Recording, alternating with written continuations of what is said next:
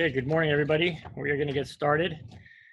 My name is Tim Hayes. I am the Executive Director of AIR CRE, and I want to thank you for attending today's Town Hall meeting featuring Rex Heim and Matthew Hargrove of Commercial Business Properties Association, which is usually referred to as CBPA. Rex and Matt are returning guests. They were our featured presenters on May 28th when they discussed a number of critical legislative issues relative to COVID-19. And we've asked them to come back to not only bring us up to speed on some of those initiatives, but also to discuss Proposition 15, which is also known as the Split Roll Initiative, which will be voted on in November. And if it wins, will have a devastating impact on the California commercial real estate industry. Before I introduce Rex and Matthew, I want to quickly touch on a few items. First of all, AIR CRE is working on a number of town halls that we will be hosting in the coming weeks on topics that include how COVID-19 is affecting lending, specifically SBA lending, what is happening between tenants and landlords with regard to lease negotiations or renegotiations, and also an update on the CARES Act relative to additional stimulus programs. So keep your eye out for emails regarding those presentations. Also, I want to bring you up to speed on a couple of exciting new services AIR CRE will be rolling out very soon. First, on Thursday, September 17th at 10 a.m., we will be hosting a virtual AIR CRE Contracts Strategy Seminar. Many of you have attended our live in-person half-day seminars over the years. This session will be very much similar to that, except it will be presented virtually. AIR CRE Contracts attorney Brian Mashion and 35-year industry veteran John Paglasotti will be the presenters. And the title of that seminar is AIR CRE Lease Contracts, the Most Common Mistakes and Misunderstandings. We're very excited about offering this seminar virtually because it gives all of our contracts users, no matter where you are physically located, the opportunity to attend from the comfort of your home or office. And within the next few weeks, we'll be emailing you details about that. Also, and I mentioned this on a previous town hall, we are very, very close to rolling out a public mediation service. As some of you know, AIR CRE has always offered our members a dispute resolution service for addressing commission disputes. Drawing on that experience and in response to what we see happening in the industry, where more and more disputes of all types are being resolved via mediation, we believe AIR CRE is uniquely qualified to offer the public a professional mediation service. We're in the final stages of creating this, so stay tuned for an announcement which will come very soon. As with previous town halls, this session is being recorded and we will make the recording available on Monday. We will send you an email with a link to the recording so you can listen to the session again and forward it on to your industry connections. We received a number of very good questions that were submitted during the week regarding today's session. And Rex and Matthew will answer some of those questions during their presentation, and then we will do a Q&A at the end. If during the presentation you have questions, you can use the chat box to ask those questions, and time permitting, we will get to those, as many of those as we can. Lastly, I want to thank Stephanie Plattner of Playa Creative Partners for helping me organize these town halls. You can learn more about Steph and Playa Creative Partners and the great marketing work they do at playacp.com. The topics that we will be covering today will pop up on your screen here in just 1 second.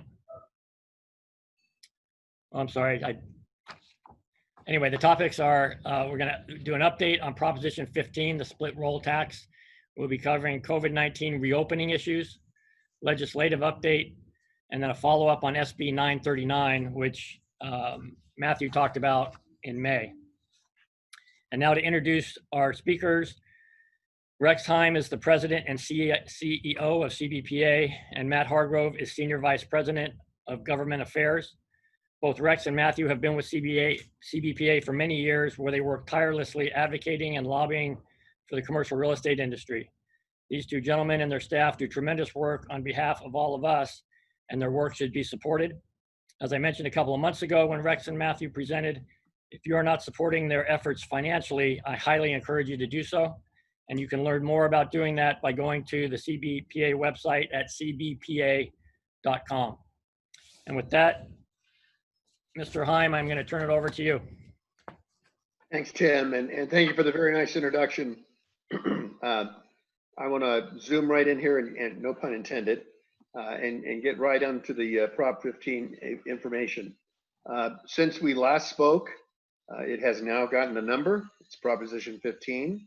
A variety of other things have happened. The California Assessors Association has come out in opposition to it, indicating that it'll cost more than $1 billion to implement and cost $400 to $500 million each year to have it operational. The Farm Bureau has also come on board, and a growing number. We now have over 2,000 organizations throughout the state that have joined in opposition to this measure, and it continues to grow. We are also, you'll be reading about a lawsuit against the Attorney General, and the title and summary of Proposition 15, so we're moving forward, and everything is right on target. I want to jump into many of the questions that have already been presented, and some are coming in as I'll address as we go along. Excuse me. The question that just popped up on the screen real quickly, which was about CRE. Why haven't the realtors done anything? In the past, the realtors have always been on our side opposing any attacks on Proposition 13. They have a process. That is that their board has to meet and take a position. Their next board meeting wasn't scheduled until after it had already been given a number. So they're meeting later this summer. At that point, they will be joining in the opposition. So I hope that answers the question there. There were some questions we had about what is kind of going on. Well, we've done massive studies. We've done over a dozen focus groups and almost as many polls that stretch from a year and a half ago back to as recently as the month of April. And the polls show us that the two major themes that we have to stress, and we will be stressing, are that Prop 13 protects homeowners, and that Prop 13 protects small business, and that finally, all taxes ultimately get paid by the consumer in California. So we're going to be doing those. The reason folks have not seen a lot of information just yet is that we will start about 10 weeks out from the campaign, from the election, and it costs about $7 million a week to be on TV and radio, et cetera, in California. And we have a $70 million campaign, and that will be moving forward and going through a lot of the issues. For instance, one of the questions was, I feel Prop 15 is going to pass because of what's going on in the world. That everything is reeling and rocking and rolling, and we have a lot of challenges, and everybody feels stressed. So we have done a poll that, like I said, we did in April. We're also in the process of doing another poll to see what was the impact of COVID-19 on people's thoughts about this. And quite candidly, it doesn't help them. The fact of the matter is that makes people even more reticent to want to increase taxes on businesses. And interestingly enough, the proponents have consistently changed their messaging as things have occurred outside in the real world. Originally, it was all about, let's give our communities and schools more money. Then it was COVID-19. It really means we need to give our schools and communities more money. And most recently, they're blaming Proposition 13 for the systemic racism in California, and that's the reason we need to have and support Proposition 15. It seems to me they can't keep on message, and that's going to come back to bite them. But I can tell you this, that you will not see people like me or Tim or Matthew doing the campaign out there on TV. It'll be the small business owners and folks who are really impacted. People, we've already signed up the NAACP in opposition, and all the Latino and Hispanic organizations in California. So you'll see those folks. They'll be our messengers about the impact on small business. Someone asked, what is the definition of small business? In California, the definition of small business is 25 employees or fewer. So that is what is sort of referred to when they make those notices within their measure itself. Another one says, I don't see anyone notifying the public what's going to impact, how it's going to impact small business, et cetera. As I said, that's because our campaign is geared to start up shortly. Nothing was going to happen until we had its number. And now that we have that, we're going to be moving forward. you're absolutely right. One of the things we found in our poll as well is that people totally believe that in California we are already paying more than enough in our taxes. I know it's hard to believe that because we're a very blue state, but they really think they're not sure they're getting their money's worth. And none of these measures, pardon me, Proposition 15 has no guidance as to how the money is to be spent when the schools get their 40% and local government get their 60%. It doesn't mandate more teachers. It doesn't mandate smaller class size. It doesn't mandate that we do community programs that are going to bring about better local communities. So that's sort of the reality of the situation. Another one was, how do we get our story out beyond the mainstream media, and how do we deal with the teachers and the unions?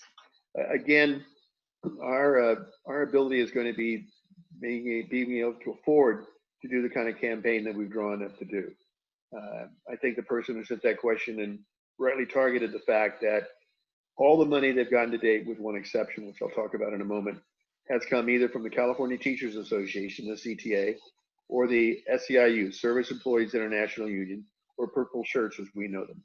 The third largest donor has been the Chan Zuckerberg Foundation, which is Facebook.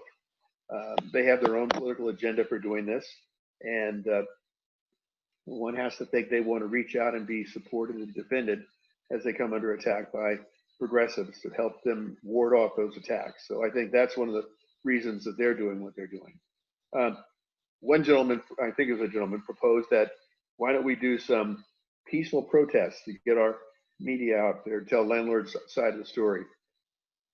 I think one of the biggest challenges that we have, and Matthew will attest to this as well, is that when we're doing battle on good or bad issues, either for or against, the other side can roll out hundreds and thousands of folks to do these protests. It's very difficult for us to get 10, 15, 5, 1. And that is because, guess what? You guys all work for a living. You're not getting paid by the union to go out and protest for a day. So to do those kind of rallies and makes it very, very difficult. And I think kind of could be counterproductive in that we would not get the kind of thousands of people that we need to have. Obviously, we will be doing mass mailings. We will be doing a lot of TV and media to counterbalance this kind of stuff.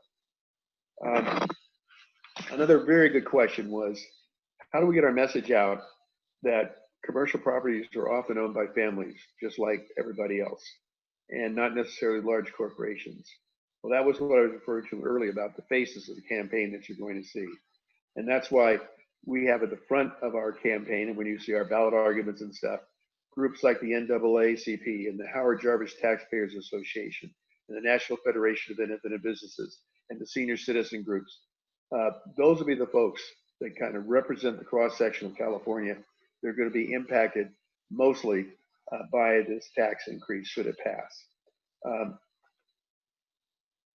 Let's see, here's another one.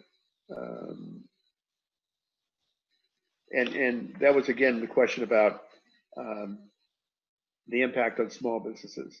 And I think it's very, very clear. The Ledge Analyst Office of California said we'll lose between 120 and 130,000 jobs, and that we'll lose tens of thousands of small businesses.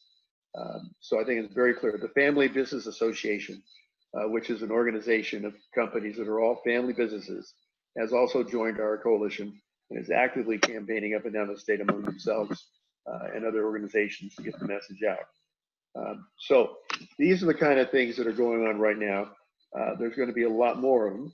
One of the questions asked was very important, and that is, how do we get our best bang for the buck? I heartily encourage each and every one of you, and Tim can make all this information available, to donate to our Issues PAC, the California Business Properties Issue PAC. That is a PAC that's collecting monies. That's a PAC that exists to defend us on all sorts of fronts, not just split roll, but all sorts of fronts. But right now, we're obviously raising for split roll, Prop 15. We're also raising for the no in the rent control measure, which is a huge, huge threat as well. Not as big a threat as it was when we had Proposition 10, but it's a threat. I'm one of the 4 co-chairs of that opposition campaign as well as I am at Prop 15. And we're going to defeat both of these measures. like I said, Tim will be making that mailing address and FPPC information available. Did any questions come in while we were chatting here? Let's see. Sure, someone asked me to go over the details of Prop 15 again. And what it does is this. Currently, all properties in California are taxed the same way. You purchase a property and that becomes your base year, and then 1% of that becomes your annual tax. And that tax remains in place unless you do significant tenant improvements or until you sell that property. So you know exactly what your property tax is going to be. Proposition 15 removes all commercial property from those protections. They have to be reassessed every 3 years. They can be reassessed more often. So at a minimum, you'll be reassessed every 3 years, but you could be reassessed annually or every other year. So you lose the certainty. You no longer have that value in your property. And believe me, that's resulted in a very interesting thing starting to occur. And CalPERS has indicated in California that it will probably impact their California real estate portfolio by a decline of 3 to 5%. And guess who else is going to be impacted? Private sector unions have invested money in our commercial properties. And as a result of that, we've been meeting with them. And last week, the laborers came out in opposition to Proposition 15. And I believe we'll be seeing more private sector private sector unions stepping up to defend Proposition 13 in this particular effort. I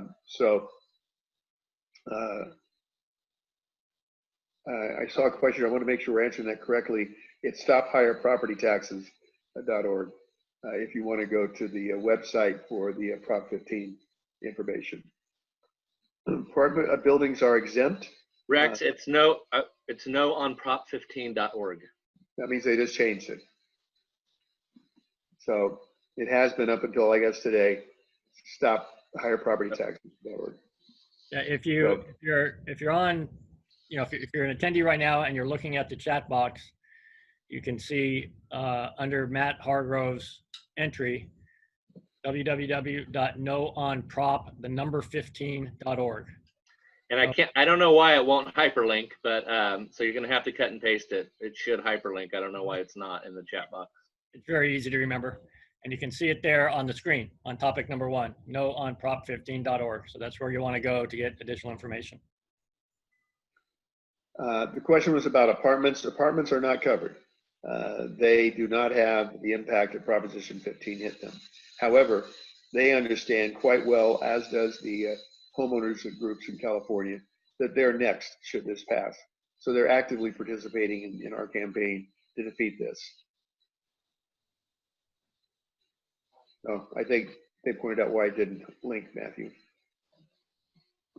So Rex, I don't have a question, but I want to jump in real quick on something that questions I keep getting from legislators are not actually questions, but something that they're doing to, it's a ruse on this proposition. And they're saying that small businesses are exempt from this.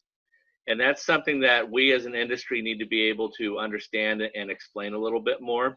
What the legislators and the folks pushing this proposition are trying to make people think is that if you're a small business, this split roll property tax is not going to increase your taxes. And that's not how it works. The split roll property tax isn't a business tax, it's a property tax.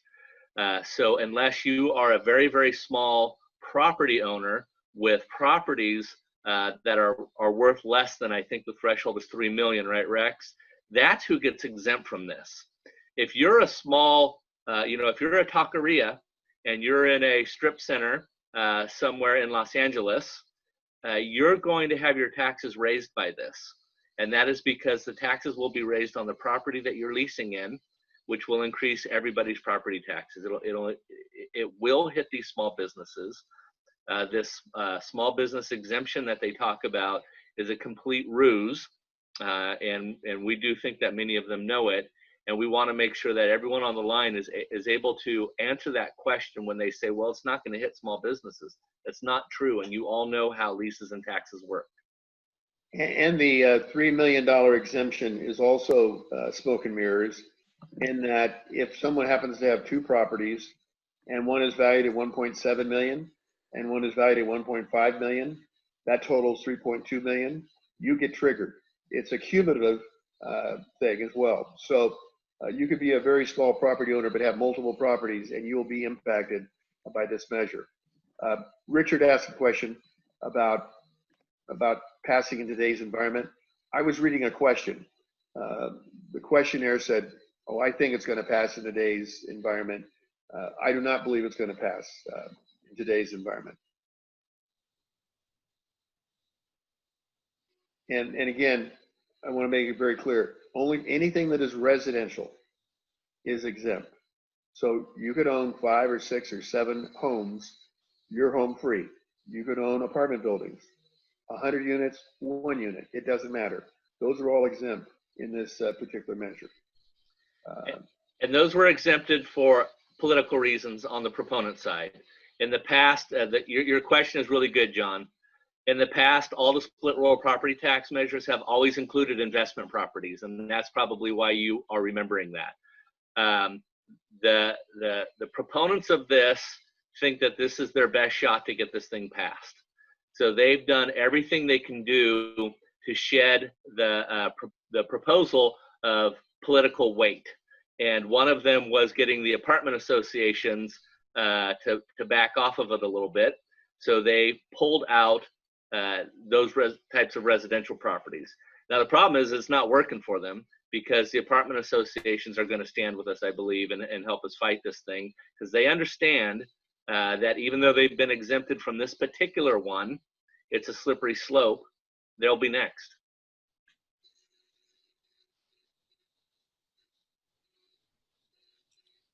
Okay, do we want to move on to a couple of the other topics, Matt, that you will address, and then we can, at the end, we'll do some additional Q&A on all topics. Sure, happy to do that. I get to talk a little bit about what's going on in the legislature, and it's weird, crazy, odd, like nothing I've ever seen before. And just when we think we know what's going on, we're not. Something else happens. As all of you know, we're under this COVID-19 quarantine, something that we've been working on in the past. The legislature went home at some point in March and was gone for quite a long time. Once they came back, they tried to work under a very truncated legislative schedule. They tried to do legislative hearings, which some of you participated in with SB 939. We appreciate that very much, and thank you. But they got hit with a couple COVID cases, and the legislature shut down again. This week, they've just reopened one more time and are trying to figure out how to operate under these circumstances. Now, what's happened is they have a hard deadline of August 31st in order to be able to do all the work that normally they would be doing. They have constitutional deadlines that they just can't get around. So in normal years, they have about 6 months to get through all the legislative hearings, all the fiscal hearings, all the floor hearings, do all the negotiations, do the budget and all that type of thing. Because of this quarantine, it's all been compressed very, very much. And then it got compressed again because of the cases that they had 3 weeks ago. So they're having to do lots of work, and believe me, legislators do work. I know we like to make fun of them, and it is work, and it's very difficult to do. I know we don't like their work product a lot of times, but actually getting through the legislative process is a lot of work. It's hard to do, a lot of negotiations to do, and it's very important. So we take that seriously, Rex and I. Even throughout this entire quarantine, we've been doing everything we can to participate in our legislative process through Zoom calls like this. We are still talking with legislators. We run a coalition of business groups that meet every single Monday, and we share information and we talk about bills, and we make sure that everybody within our coalition knows what's going on, and we're working on that. And that includes everyone from the California Apartment Association to the Cal Chamber, to the manufacturers, to the retailers, all the groups that you would expect us as a business group focusing on commercial properties and real estate to be working with to make sure we're representing your interests in Sacramento. Now, that being said, we thought that the legislature was going to come back this week and hit the ground running and start doing a lot of work. There's some hiccups with that. There's some fun behind the scenes political stuff going on between the two houses. The position we're at right now in the legislature is that all the assembly bills that are still moving in the process have gone over to the Senate. All the Senate bills that are still moving in the process have gone over to the Assembly. And now there's horse trading and there's things like that. A lot of hurt feelings. The Assembly members don't think that the senators are taking up their bills quick enough. The senators don't think that the Assembly thinks that their bills are serious enough. And then everyone's freaked out about COVID. So actually today, right now, the Senate is meeting and they are plowing through some of their bills. The Assembly this week has canceled a whole bunch of legislative hearings. They've canceled some floor sessions, but we do expect both of them to be doing a floor session on Monday. Again, that leaves them 4 weeks to get through all the legislative bills that are out there. Now, to tell you the truth, as a business lobbyist, somebody who is paying attention to this on behalf of our interest groups, the slower the process is, the better for us. That allows us to get in there, read the bills, try and understand the things that actually will impact us in a negative way and work on them. Because of the nature of the legislature, the partisan nature of the legislature, the lopsided nature of the legislature, as many of you know, it's 2/3 vote majority on both sides for the Democrat Party. It's much more difficult for business groups to get in there and work on these things. So the slower the process is, the better for us, because that we don't have some of the same advantages as some of the other groups that are out there. So with that, I want to run through a couple of the bills that we're following. We still do have about 200 bills on our list that are alive and could work their way through the process.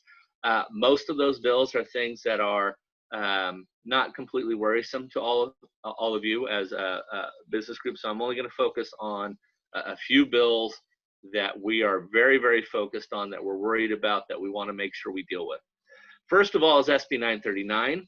We want to thank you very, very, very much. AIR CRE stepped forward in a big way to help us explain SB 939, explain why SB 939 was not a good bill, and to push back on many of the narratives that are out there about you as commercial real estate brokers, you as owners, and you as landlords. People were amazed that we were able to stop that bill. Everything was against us. All the narrative was against us. And the legislature was pushing that bill, knows what he's doing. And the only reason we were able to stop it is because you stepped up, you funded our effort. That's extremely important in these things. But also with this one, you helped us communicate to legislators why that bill was so bad. For those of you who don't remember, SB 939 was the bill that basically said on the commercial side, don't have to pay rent until the emergency orders are lifted, and certain property, business types can walk away from leases. So for now, that bill has been stopped, but the idea is not dead. Any of you that have heard our Zoom conferences in the past or heard me talk in the past, we describe these ideas as zombies. Even though once you kill them, they are still out there, they're still getting up and they're walking. And we know that the author of SB 939 has been shopping that bill to other like-minded legislators. We see him tweeting about it. Every single time that there's some issue between a property owner and a business, you'll see a tweet about it. So for those of you that are out there working on these issues, we know most of our members and AIR CRE members are going to be very conscientious about how you deal with your tenants, but not everyone is. So every time you see a story about a restaurant being sued over rent, that ends up being in a tweet and being used to push the notion that there has to be some sort of legislation to rein property owners. So we are being vigilant on that, very, very much pushing back on it, but that idea so far has not made it back into any bills. But these few bills I'm going to talk about right now are the high likelihood members of bills where they might show up in. First and foremost is there's two bills out there on residential eviction issues. These are the same bills that we were following right along with SB 939. As you'll remember, 939 did commercial, and then some other bills did residential. At this point right now, residential is not included in any of these bills, and we're okay with that. But we're still fighting them. We always stand with our allies in this, because if we don't, then that's the way we'll lose our own issues. So AB 828 is the first one. That's the unlawful detainer moratorium by Phil Ting out of San Francisco. This was the very first bill that came out on this topic, along with SB 9. This is the bill that started out by basically reducing rent for all residences across the state by 25%. It's kind of an extreme idea. This bill is still moving. It has no proof of hardship in it. All the benefits in this bill accrue to tenants, none accrue to property owners. And in order to get this benefit, all you have to do is claim that you've had some hardship, and there's no requirement that you show it. The bill also is highly problematic because it protects nuisance tenants. The way the bill is written is you can't go after folks who are making life miserable for the other tenants in that apartment and get them out of there. That's problematic for the other residents there. And they've gotten wise on this bill. And the next one I talk about, they've started to talk about the foreclosure assistance for the property owner side. That's because of our efforts. We have been pushing and pushing and pushing on SB 939 and 1410, which I'll talk about in a moment, that all these bills are imbalanced. They give new rights to tenants. They give responsibilities to landlords. They give fiscal benefit to tenants. They give fiscal requirements to landlords. And we've been saying all along, you can't do that. That's not how we get through this. We have to be able to pay our own bills. So some of these bills have started, I call them head fakes. The Apartment Association have called them a ruse. They've started putting in some language into some of these things that look like they're going to help on the property owner side of things, but it's simply not the case. The other bill, which is very similar to this, is AB 1436 by Mr. Chu. Again, this is another one that's this is a little bit more extreme than the last one, but it's one that's supposed to be mirroring SB 939 for the residential side. This is the bill that would give years of no rent. It overturns existing leases, which we find very problematic. This bill would be a taking on the residential side of things for apartments because of that. And again, this bill has no proof of hardship. Now, some of you have read in the newspapers the last 2 days, and this drives me crazy. The legislators of this bill have said, hey, we're going to take some amendments. We're going to deal with these issues. You know, it's all a misunderstanding.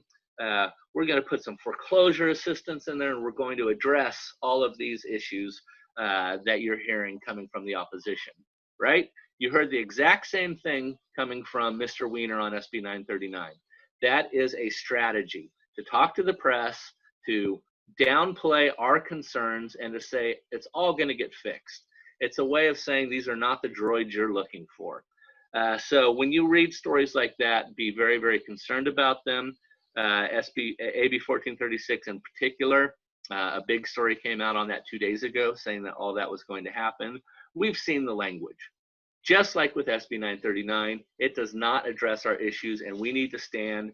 And for those of you who own apartments and multifamily stuff, we need to stand up and push back as hard on this stuff as we have been on SB 939. Now that gets me to SB 1410, and somebody already asked a question on this. SB 1410 is not a perfect bill. It's the bill, though, that we have been pointing to all along as the one vehicle that potentially could help both landlords and tenants through this process. It's a bill by Senator Ana Caballero, somebody who's the former head of housing here in California, and somebody we believe we can work with. She's trustworthy. She understands these issues, and her agenda is to push forward a bill that will actually help the situation and not just something that's political helping one side. So some of you have heard about SB 1410 in that there are some groups out there on our side of things that are opposing this bill because there are some issues in it right now that, again, aren't perfect.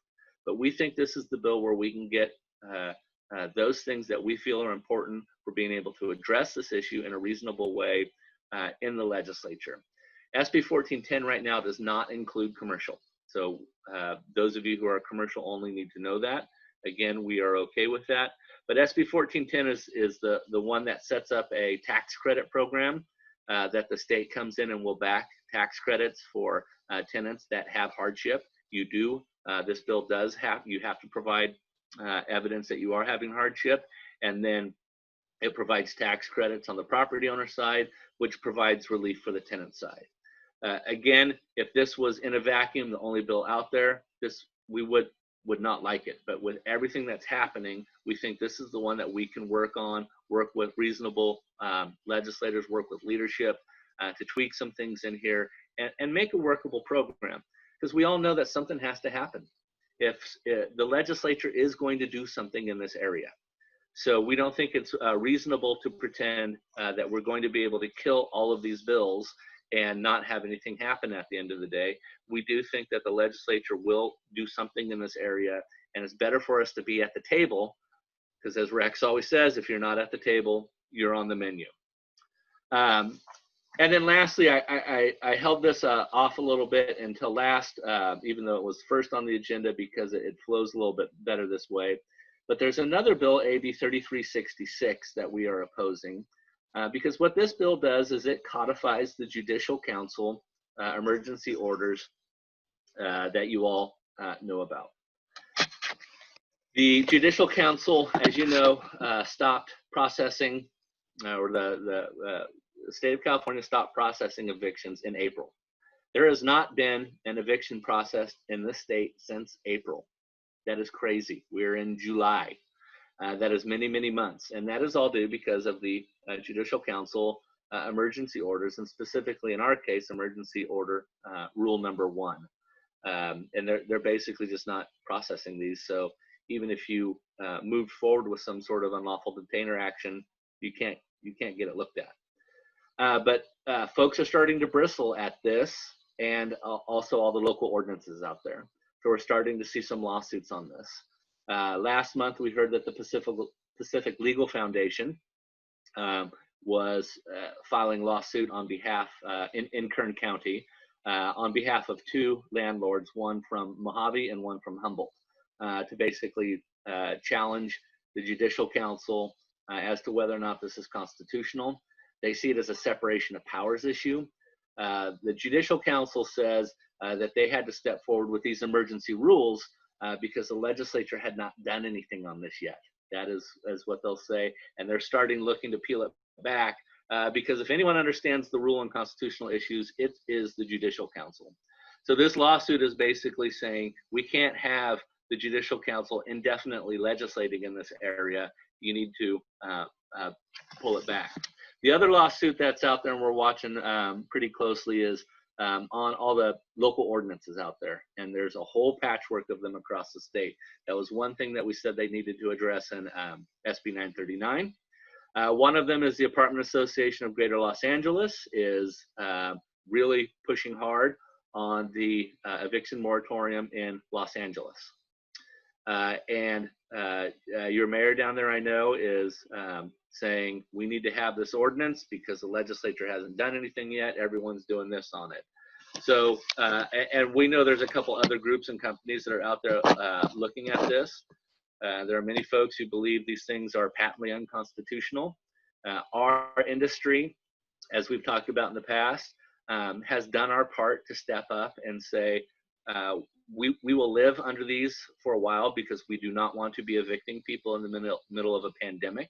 It doesn't make sense fiscally, economically. It's not the right thing to do. But at some point, these things need to be dealt with and be lifted. And so this is part of the process. Lastly, I'll just say a quick note on the COVID reopening from the governor's office. It's difficult to tell you what's going on because anything I say right now is potentially overturned in an hour and a half when the governor comes out and speaks. But in general, the state, as you know, has moved backwards in its reopening, and we're in kind of a state of stasis right now. As you know, if you're not in an area with a stricter ordinance, most businesses are open right now in terms of restaurants, as long as you have outside service. If you have a gym, you can do the outside thing. Offices, though, are across the state supposed to be closed unless they are essential businesses. We know many of you are going to the office, so it's confusing across the board. I'll tell you that Rex, though, has an open line of communication with the governor's office, as well as some of the other groups that we work with. We've been working extremely closely with the Retailers Association on this, because many our properties and their members are like this, and it's been very, very confusing working with them and the governor's office and the local ordinances, just trying to be able to figure out who can be open, when, doing what, where, because there are so many different thousands of ways that this stuff happens, and the local ordinances make them confusing. The governor's office, I think, is trying to do this in a manner that clears up issues, but every single time they make a decision, it raises 1,000 questions. So I'll stop it there so we can get to the Q&A. I hope that was helpful, and really appreciate everything that AIR CRE does to push forward these issues with your local legislators. We can't do our jobs in Sacramento if you're not there helping us, providing us information, and helping to communicate with your local elected officials. Very good. So yeah, let's get to some questions, and I'm going to answer a couple of questions before I ask Rex, you or Matt any questions. I received this week a question from one of our contracts users, and the question was, will the AIR CRE standard industrial gross lease allow landlords to pass property tax increases onto the tenants?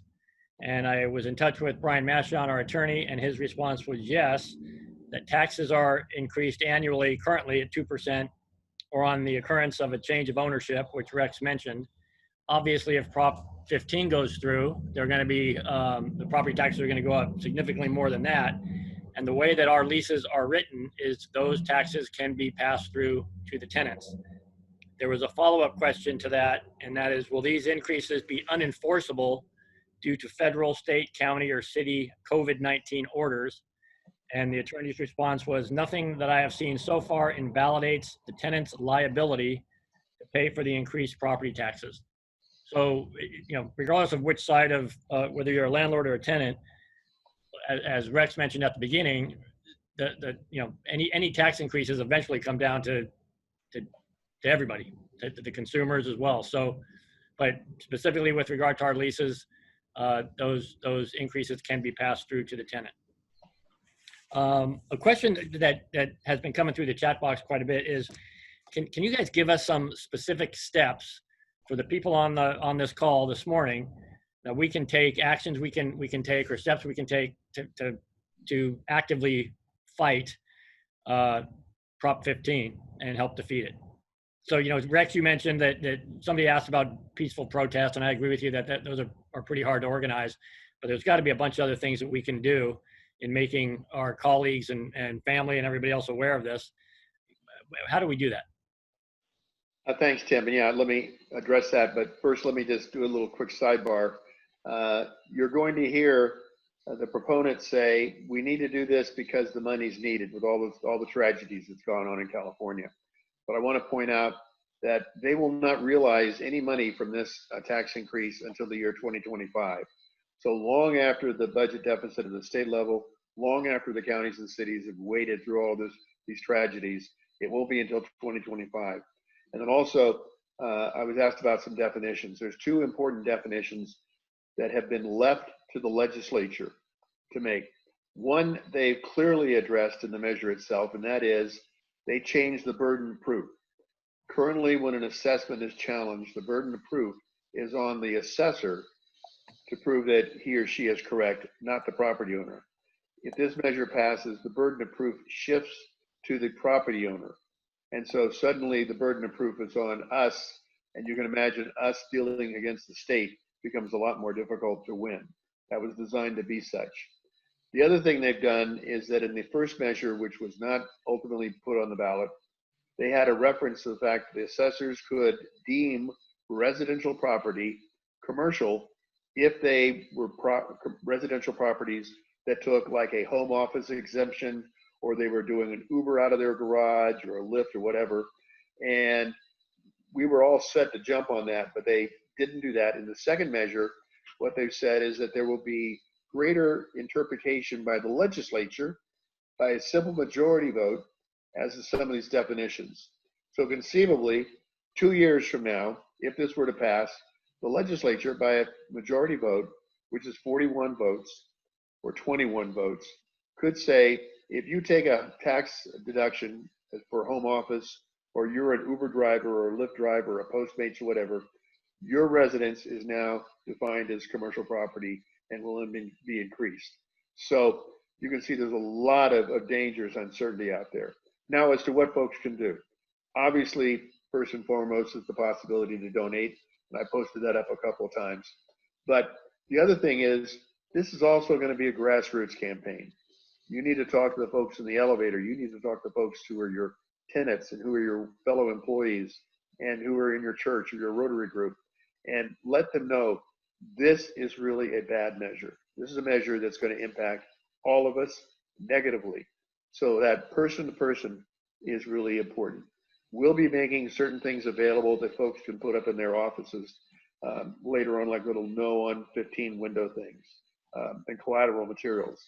But right now, it's that person to person conversation and the willingness to support us financially.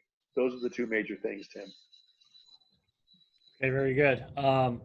Another question that came across was, will the passing, if Prop 15 passes, will that have any effect on the tax appeal process, or will the tax appeal process still remain in place? Well, I just told you what's going to happen. The tax appeal process stays in place, but the burden of proof, so it turns it on its head from the current process. Okay. Is there some place where the people on this call and other people can be directed to see summaries of the bills that you guys have talked about this morning, and with some potential talking points? You know, I think one thing that everybody can do is, forward information or send emails to their address book about these different measures that and the position we're taking on them. Where do we find that information in a concise format that can be forwarded out that way? Well, every single Friday, we send out information on what's going on in the legislature. We don't have a web page where you go and just read summaries on all the legislative bills, because there's thousands of them. And we know that you don't have time to just sit there and read legislative bills. So every single Friday in our member newsletter, what we send out are the bills that are currently being talked about and the things that are important and impactful. If you're not receiving that Friday newsletter, there's ways that you can get it. It goes out to 10,000 of our members every single Friday, and we hope that you will be part of that that newsletter list. The legislative process is not static, and there's a lot of things that are happening right in a time like this week, where bills are being negotiated and things like that.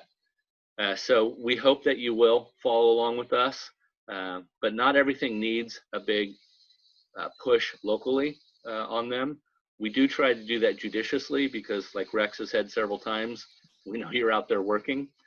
So we try to be very judicious, and when we ask you to engage with legislators on some of these items, and when we do that, like with SB 939, we really provide a lot of help and support for you to be able to do that. But otherwise, every single Friday in your mailbox, if you're interested in this, will be a summary of all these things. Okay, and they can get that, they can sign up for that by going to your website? Yes. Okay.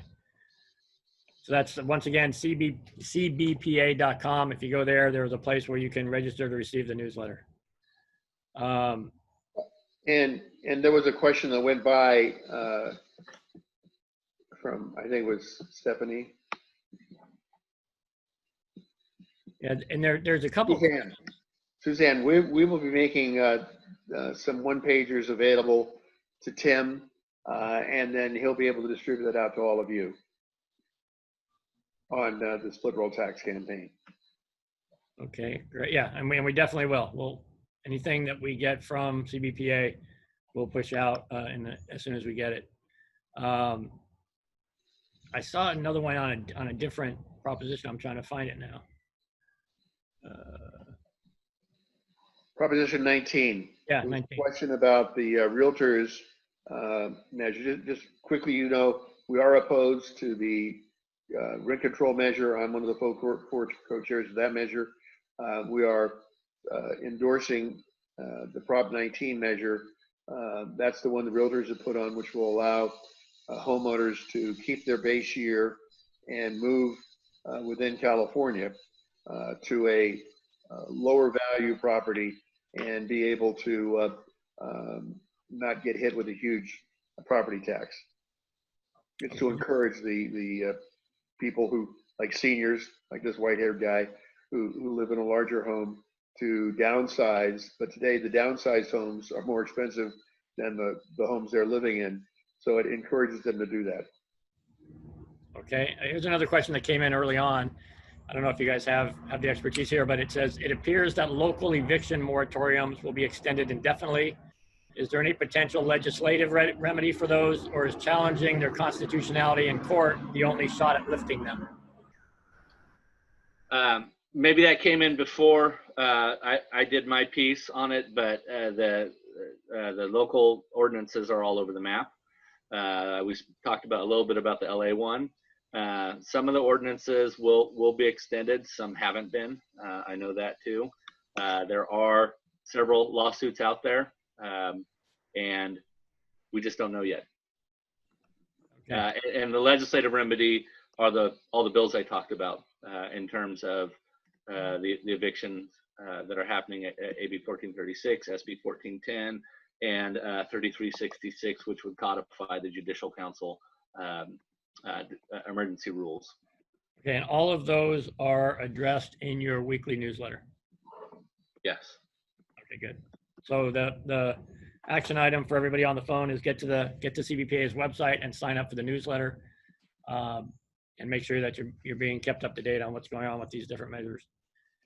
I think that does it. I think we've answered just about every question that has come through. You guys have done a terrific job as usual. I want to thank you very much for taking time to do this again, and certainly by some of the comments that are in the box, in the chat box, everybody seems to agree. So thank you very much for your time, and thank you everybody for attending. Again, the presentation has been recorded, and it will be available on the website on Monday. You will receive an email on Monday morning once we get it posted, and you can go there and get the link and then pass that on to as many people as you want to. So thank you, everybody. Thank you, AIR, CRE, Tim, and Stephanie. We really appreciate it. Thanks all. Bye-bye.